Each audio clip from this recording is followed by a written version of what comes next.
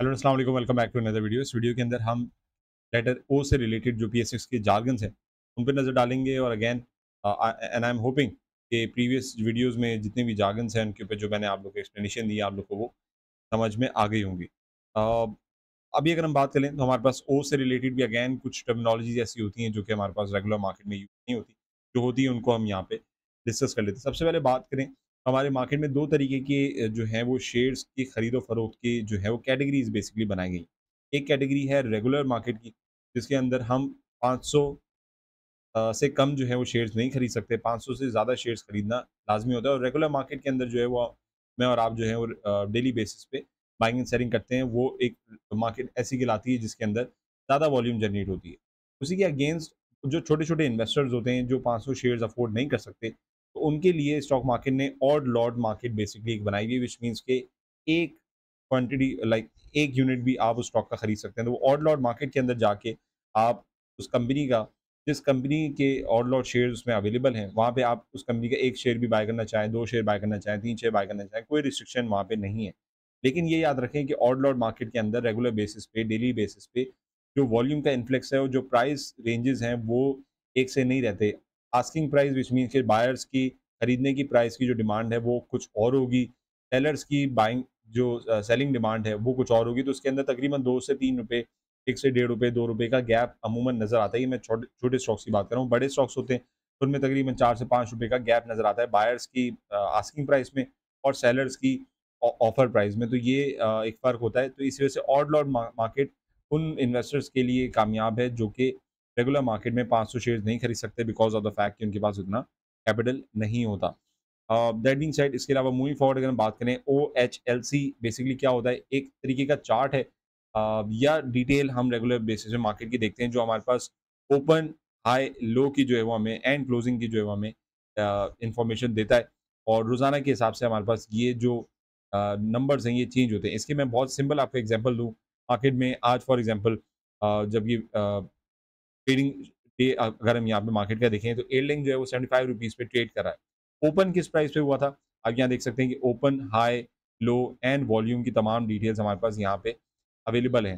तो that being said, open हुआ था 71 रुपीज़ पे, हाई इसने अभी तक क्या बनाया 75.16 रुपीज़ का, लो क्या बनाया 71.25 रुपीज़ सिंस ओपनिंग, और क्लोजिंग प्राइस जो भी होगी वो हमारे पास निकल के आज के दिन जो हमारे पास आएगी, तो उसको हम क्लोजिंग प्राइस जब मार्केट क्लोज होगी 3:30 बजे तो फिर उसको हम कंसीडर करेंगे। So this is how the OHLC basically work. और ओएचएलसी का मतलब ये है कि जो भी स्टॉक की ओपन, हाई या लो उसकी प्राइसेस है वो हमें यहाँ पे पता चल जाती है। इसके अलावा ओवर सब्सक्राइब की बात कर लें, कोई भी ऐसा स्टॉक फॉर एग्जांपल हमारे स्टॉक मार्केट में कोई भी नई कंपनी आना चाहती है, ऑब्वियसली वो अपने आप को जो है वो लिस्ट करवाती है और लिस्ट करवाने के लिए तो अपने आप को जो है वो कुछ शेयर्स मार्केट में उतारने पड़ते हैं।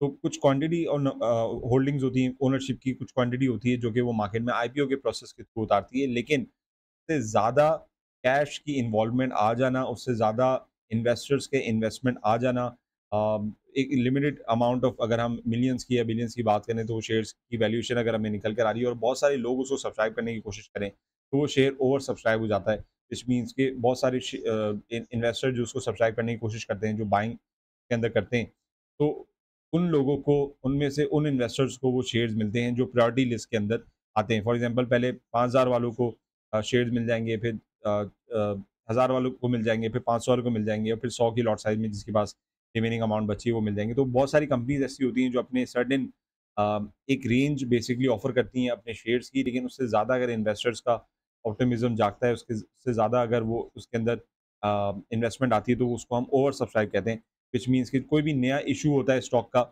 Is greater than the number of shares available. तो वो जो नंबर ऑफ शेयर्स अवेलेबल होते हैं उससे ज़्यादा अगर बाइंग क्वांटिटी की डिमांड आ जाती है, तो उसको उसको हम कहते हैं कि वो आईपीओ जो है वो ओवर सब्सक्राइब हो गया था।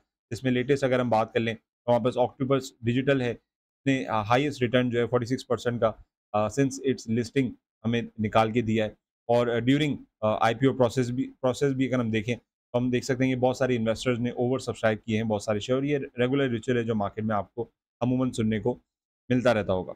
इसके बाद बात कर लें ओवर सब्सक्राइब के बाद, तो हम यहाँ पे ऑड लॉट बायबैक की बात नहीं करेंगे, ओपन इंटरेस्ट भी अगेन हम बात नहीं करेंगे, ऑप्शन स्टॉक भी नहीं है। ओवर ट्रेडिंग की अगर हम बात करें, कोई ऐसा स्टॉक या ओवरऑल मार्केट के अंदर बहुत ज़्यादा बाइंग एंड सेलिंग हो जाना किसी भी स्टॉक के अंदर, चाहे वो ब्रोकेज करे, इंडिविजुअल ट्रेडर करे, तो उसको हम ओवर ट्रेडिंग बेसिकली कहते हैं।